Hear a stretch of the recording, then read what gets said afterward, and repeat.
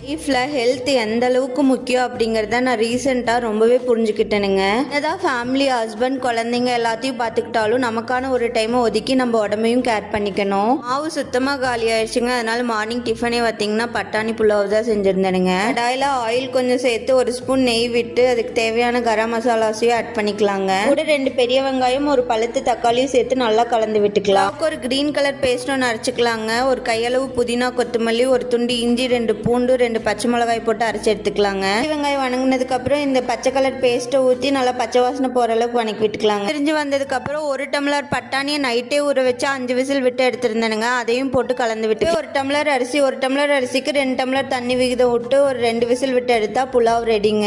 Lunch பாக்ஸுக்கு பார்த்தீங்கன்னா கொஞ்சமாக புலாவ் வச்சுட்டு அதுக்கு சைடிஷ் பார்த்தீங்கன்னா வாழைக்காய் ஃப்ரை வச்சிருந்தேன். கொஞ்சமாக ஒயிட் ரைஸ், வெஜ்ஜில் மீன் குழம்பு வச்சிருந்தேனுங்க. இந்த ரெசிபி வேணா என் சேனலை சப்ஸ்கிரைப் பண்ணி வச்சுக்கோங்க. லாங் வீடியோவில் ஷேர் பண்ணுறேன். லஞ்ச் பாக்ஸ்க்கு கொஞ்சமாக புலாவ், ஒரு எக் வச்சு பேக் பண்ணியாச்சுங்க. ஸ்நாக் பார்த்தீங்கன்னா வாட்டர்மெலான் தான் போட்டு கொடுத்துருந்தேன். என் வீடியோ பிடிச்சிருந்துச்சுன்னா என் சேனலை சப்ஸ்கிரைப் பண்ணி